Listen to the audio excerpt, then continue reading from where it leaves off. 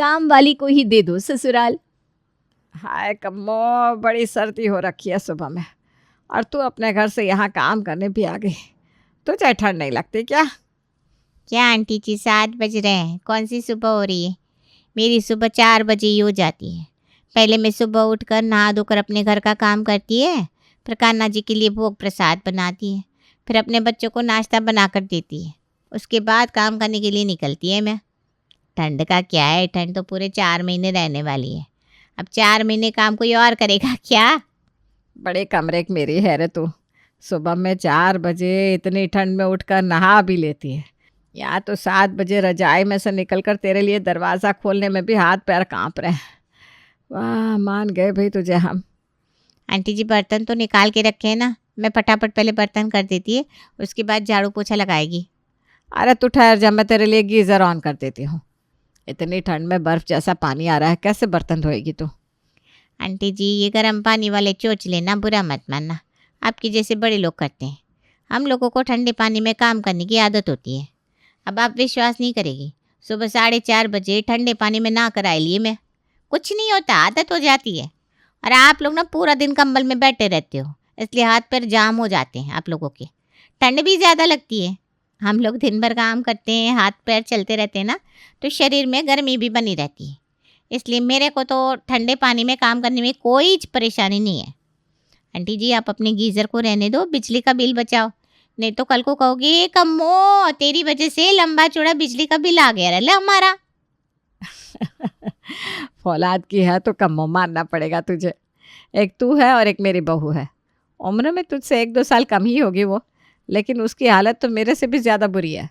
सुबह 9 बजे भी अपने कमरे में से कांपते हुए निकलती है। मैं सुबह चाय बनाकर ना दूँ तो उसकी हड्डियों में जान नहीं आती। कहती है मम्मी जी इतनी सर्दी में मेरे से उठा नहीं जाता। अब तू ही बता, 9 बजे कौन सी सुबह होती है? अरे छोड़ो ना आंटी जी, काम करने के लिए मैं है ना, फिर क्यों दीदी को आप सुबह सुबह उठाकर परेशान करती है? अरे नाजुक है वो, उनके मम्मी पापा ने ठंडे पानी में हाथ नहीं डालने दिया होगा कभी, उनसे कहाँ ठंड बर्दाश्त होगी। चलो आप ना बातों में मेरा टाइम वेस्ट मत करो, जल्दी जल्दी काम निपटाने दो। मेरे को 401 नंबर वालों के यहाँ भी जाना है। वो आंटी जी ना बड़ी खड़ूस है, थोड़ा से भी लेट हो जाए तो उनकी बड़बड़ चालू हो जाती है। हाँ हाँ तो कर लेना काम। चल अब तूने मुझे बिस्तर से उठा ही दिया है तो ला तेरे लिए 1 कप चाय बना दूँ।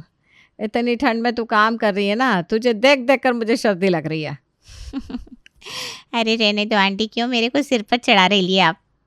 कम्मो के मना करने के बाद भी शर्मिला रसोई में जाकर 2 कप चाय रख देती है और 1 कप कम्मो को पकड़ाकर उसके पास वहीं रसोई में खड़ी होकर बातें करने लगती है। शर्मिला को 25 साल की कम्मो बड़ी पसंद थी। उसकी चुस्ती फुर्ती, काम करने की स्पीड देखकर शर्मिला बड़ी खुश रहती। और सबसे बड़ी बात, कम्मो के अंदर किसी भी चीज़ को लेकर कोई लालच नहीं था। ना तो वो खाने पीने की चीज़ों को देखकर ललचाती और ना ही घर में रखे किसी कीमती सामान को। सिर्फ अपने काम से मतलब रखती, चुपचाप आती, काम करती और हाथ धोकर निकल जाती। कम्मो के जाने के बाद सुबह के 9 बजे शर्मिला की बहू सिम्मी उठी और हाथ मलते हुए सोफे पर जा बैठी। मम्मी जी अपने चाय पी ली क्या? सुबह उठकर मेरे तो जैसे हाथ पैर जाम हो जाते हैं, इतनी सर्दी पड़ रही है, बस लगता है कंबल में ही बैठे रहो। कम्मो आई थी क्या? ठंड ज़्यादा नहीं पड़ रही बेटा, काम चोरी मुँह लग गई है तेरे। अरे ऐसे भी कोई बर्फ़ नहीं गिर रही है कि 9 बजे भी तो बिस्तर छोड़कर उठ नहीं पा रही है। सुबह उठ के लोग भगवान का नाम लेते हैं और तू कम्मो कम्मो करने लगती है। और करेगी क्यों नहीं? अगर कम्मो नहीं आई होगी काम करने तो तुझे हाथ पैर हिलाकर काम नहीं करना पड़ जाएगा। सास की बात सुनकर सिम्मी का पारा गर्म हो गया। मम्मी जी आपके कहने का मतलब क्या है? मैं पूरा दिन घर में कोई काम नहीं करती? सारा काम आपकी वो काम वाली ही करके जाती है क्या? 24 घंटे में एक बार झाड़ू पोछा बर्तन करके जाती है, उसके बाद कौन पूरा दिन घर संभालता है, मैं या आपकी वो कम्मो? अरे रहने दे तू, इस जन्म में तो तू कम्मो जैसी ना बन पाएगी। तुझे पता भी है सुबह 4 बजे उठती है वो, ठंडे पानी में नहाकर अपने घर का सारा काम निपटाने के बाद हमारे घर काम करने आती है और हमारे घर से जाने के बाद भी चारों घरों में और काम करती है। ठंडे पानी में नंगे पाँव, तुझसे तो स्वेटर मोजा पहन कर भी घर के काम नहीं हो पाएंगे। माँ जी सर्दी के मौसम में सबको सर्दी लगती है। माना कि मैं सुबह जल्दी नहीं उठती हूँ, लेकिन वो सिर्फ इसलिए क्योंकि मैं जानती हूँ पापा जी और विवेक को शॉप के लिए 10:30 बजे निकलना होता है। मैं 9 बजे उठकर भी सबके लिए नाश्ता बनाकर टेबल पर लगा देती हूँ। मेरे लेट उठने से आपका कोई काम प्रभावित नहीं हो रहा, फिर आप क्यों मुझे बिना बात आने देती रहती हैं? कम्मो नौकरानी है माँ जी, मैं आपकी बहू हूँ। अब मेरा कंपैरिजन उससे कर रही है, हद हो गई अब तो। ला, इसमें कंपैरिजन जैसी क्या बात है? तू उसके साथ कंपेयर करने के लायक कहाँ है? अरे कहाँ वो मेरी कम्मो, और कहाँ तू एक नंबर की कामचोर। वो इतने सवेरे ठंडे पानी में काम करके गई और तुझे तो आटा गूंदने को भी गर्म पानी चाहिए। माँ जी, आपका कम्मो मंत्र पूरा हो गया तो अब मैं कुछ काम शुरू करूं? आपका दिन तो कम्मो कम्मो रटने से कट जाएगा, लेकिन सुबह उठने के बाद आपके ताने सुनने के अलावा और भी 420 काम मेरा इंतजार कर रहे होते। हाँ हाँ, पता है मुझे कितनी धरती धकेल रही है तू दिन रात। मम्मी जी को तो उस कम्मो के आगे कुछ नजर ही नहीं आता। काम वाली क्या बहू से बढ़कर हो गई? और सबसे बड़ी बात, बहू के साथ नौकरानी की तुलना कौन करता है? 2 दिन बाद। सिम्मे, आज क्या चाय नाश्ता नहीं बनाएगी? टाइम कितना हो रहा है पता भी है तुझे? मम्मी जी, मेरी तबीयत ठीक नहीं है, उठने की हिम्मत नहीं हो रही है। आप कम्मो से कहकर आज का खाना बनवा लो, मैं उसका हिसाब देख लूँगी। अरे कम्मो, तेरी भाभी की आज तबीयत सही नहीं है, इसलिए आज तू खाना बना कर जा। सिम्मी ने कहा है वो तेरा हिसाब कर देगी। ठीक है आंटी जी, मैं बना के जाएगी। कम्मो जल्दी जल्दी रसोई में जाकर काम निपटाने लगती है। आधे घंटे बाद। एक बार देख आऊँ क्या बना रही है ये कम्मो। इससे पूछा भी नहीं कि क्या बनेगा। कम्मो तो पूछने भी नहीं आई कि क्या बनेगा, तो मैंने सोचा मैं जाकर खुद ही तुझे बता दूं कि खाने में क्या बनेगा। आंटी जी, अब आप आ गए हो बताने, मैं तो खुद ही फ्रिज में जाकर देख लिया। गोभी रखी हुई थी तो फटाफट काट के छौंक दी सब्जी, और इधर कुकर में दाल बना रही है। मैंने आटा भी लगा लिया है, बोलो तो रोटियां भी सेक कर चली जाओ। अरे कम्मो, बड़ी फुर्तीली है तू तो, आधे घंटे में सब बना भी दिया तूने। तेरी सास तो बड़ी खुश रहती होगी तेरे काम से। तू तो ऐसा लगता है बस काम को हाथ लगाती है और काम खुद ब खुद हो जाता है। आंटी, आप ना मेरे को चने के झाड़ पे मत चढ़ाओ। अब आप बताओ, अगर एक जगह खाना बनाने में 3 घंटा लगाएगी तो दिन भर में कितने घर का काम खत्म हो पाएगा मुझसे? ये झाड़ू पोछा खाना पीना, यही तो काम है मेरा, इसलिए पटापट कर लेती है मैं। लो, जिस खाने के लिए रोज़ घर में महाभारत छिड़ी रहती है, बहू ताने सुनाती है कि उसका पूरा दिन रसोई में बीतता जा रहा है, वो काम इस कम्मो ने आधे घंटे में निपटा दिया। माँ जी, कम्मो काम करके चली गई क्या? खाना बनाया ना उसने? हाँ भाई, दाल चावल सब्जी रोटी सब बना कर रख गई है। तेरी तरह नहीं है स्लो मोशन कि खाना बनाने में आधा दिन बिता दे।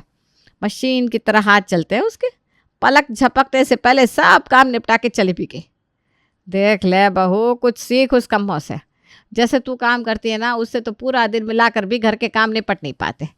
और एक उस कम्मो को देख ले, अपने घर के साथ साथ 4 घरों का काम कर रही है, फिर भी बदन से फुर्ती कम नहीं होती उसकी। कभी कभी तो मुझे ऐसा लगता है माँ जी, कम्मो को ही बहू बनाकर अपने घर ले आना चाहिए था।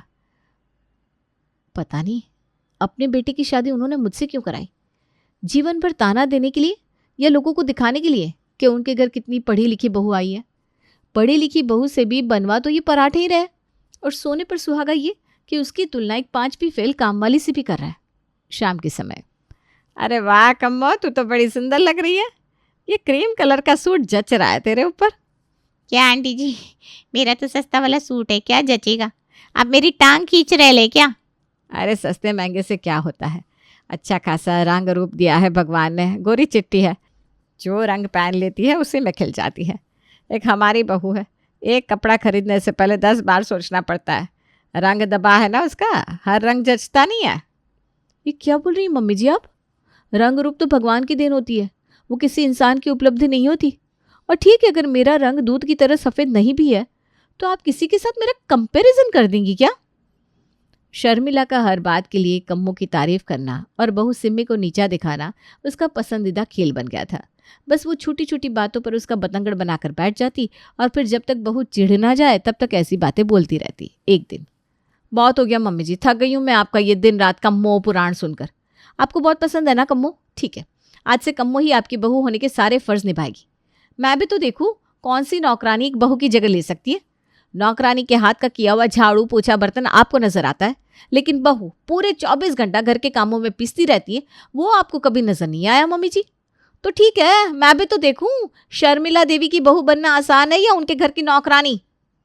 दिमाग तो खराब नहीं हो गया तेरा? कहने का क्या मतलब है? मेरे कहने का मतलब सीधा सा है मम्मी जी, नौकरानी को ही अपना पूरा परिवार चलाने के लिए दे दीजिए आप। ज़्यादा नहीं, सिर्फ 1 सप्ताह के लिए, आपको भी अंतर समझ में आ जाएगा। मैं जा रही हूँ अपने मायके। अगर आपको अहमियत समझ में आए बहू की तभी आना मुझे लेने, वरना आराम से रहिएगा अपनी कम्मों के साथ। देख कम्मा, बड़ा भरोसा है मुझे तेरे ऊपर। तेरी थोड़ी सी तारीफ क्या कर दी। मेरी नक चिड़ी बहू है ना, तिल मिला गई। कहती है तू हमारा घर नहीं चला पाएगी। अगर हिम्मत है तो ले आओ अपनी कम्मों को मैदान में। मतलब मैं समझी नहीं आंटी जी। अरे मतलब ये कि आज से तू मेरे साथ मेरे घर में रहेगी। अरे कैसी बात कर रही आप? 4 घर का काम पकड़ी हुई है मैं, ऐसे कैसे आपके साथ रहेगी? अरे मैं पैसे दूंगी ना तुझे, क्यों टेंशन ले रही है। अच्छा चल, डबल पैसे दूंगी, अब तो आएगी ना। चलो अब आप इतना जिद कर रही है तो ठीक है, मैं आपके घर का काम कर दिया करूँगी।